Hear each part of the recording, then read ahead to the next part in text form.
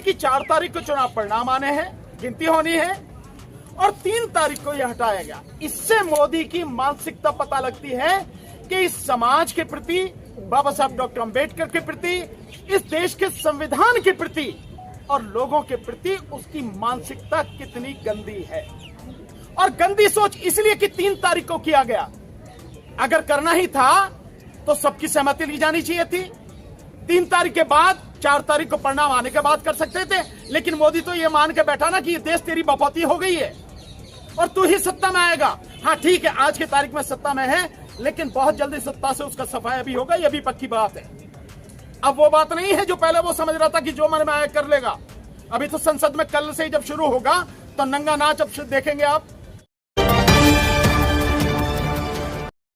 राष्ट्रपिता महात्मा गांधी की जो वहां प्रतिमा लगी थी उसको हटाया गया और तीसरा शिवाजी महाराज की जो प्रतिमा थी उसको हटाया गया। और ये सब कुछ संसद के सौंदर्यीकरण के नाम पर हटाया गया, एक म्यूजियम बनाने का कहकर सरकार ने हटाया। पर नियत ये देखिए कि 4 तारीख को चुनाव परिणाम आने हैं, गिनती होनी है और 3 तारीख को यह हटाया गया। इससे मोदी की मानसिकता पता लगती है कि इस समाज के प्रति, बाबा साहब डॉक्टर अंबेडकर के प्रति, शिवाजी महाराज के प्रति, महात्मा गांधी के प्रति, इस देश के संविधान के प्रति और लोगों के प्रति उसकी मानसिकता कितनी गंदी है। ये 3 तारीख को क्यों किया गया?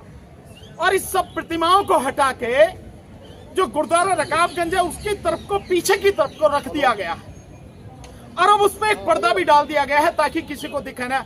लेकिन मोदी के काले कारनामे कभी छुपते नहीं, दुनिया को दिखाई देते हैं और अब तो सारे उजागर होंगे जितने भी काले कारनामे उसने कर रखे हैं। लेकिन ये जो सब किया गया और विशेषकर बाबा साहब की प्रतिमा को जो हटाया गया, आप सोचिए जरा, अगर वहां म्यूजियम बनता तो वो प्रतिमा वहीं पे रहती तीनों की तीनों, तो क्या दिक्कत थी? वो भी म्यूजियम का हिस्सा होती। लेकिन उन प्रतिमाओं को हटाने के पीछे उसकी गंदी नीयत है, सोच है।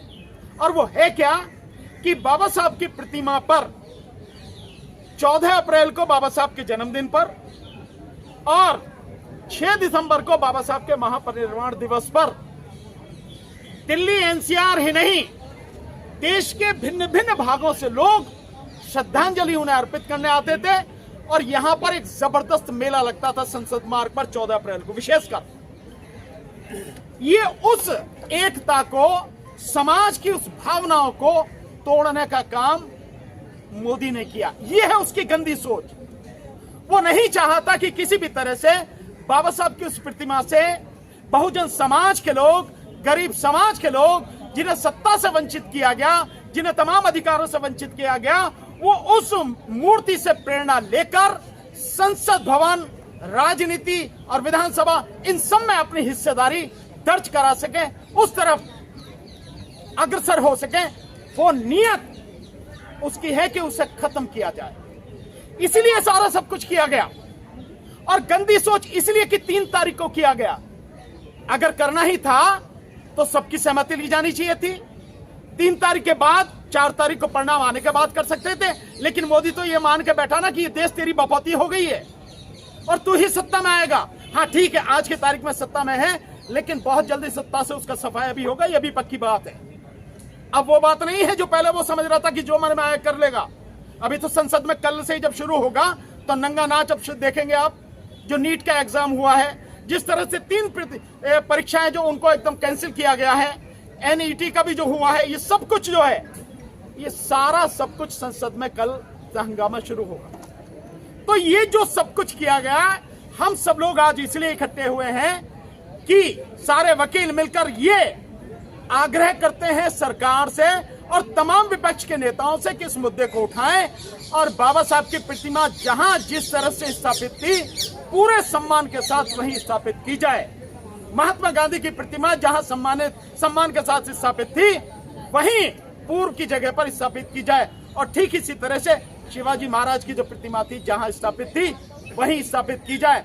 अगर ऐसा सरकार ने नहीं किया तो यह आंदोलन देशव्यापी आंदोलन होगा। मैं पहले भी कह चुका हूं और आप देख रहे हैं कि कल पूरे बहुजन समाज के लोग कल यही जंतर मंतर पर फिर से जबरदस्त तरीके से आंदोलन इस बात को लेकर करेंगे।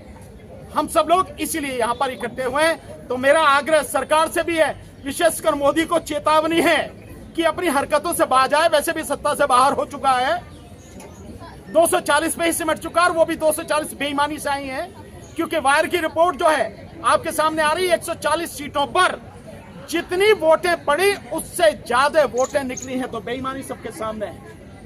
सो मोदी को अपनी हरकतों से बाज आना चाहिए और सभी समाज का सम्मान करते हुए, विशेषकर जिस संविधान को वो माथे से लगा रहा था, उस संविधान के निर्माता परम पूज्य बोधिसत्व बाबा साहब डॉक्टर भीमराव अंबेडकर जी की प्रतिमा संसद में जहां थी वहीं पर पुनः स्थापित की जाए, नहीं तो देशव्यापी आंदोलन होगा।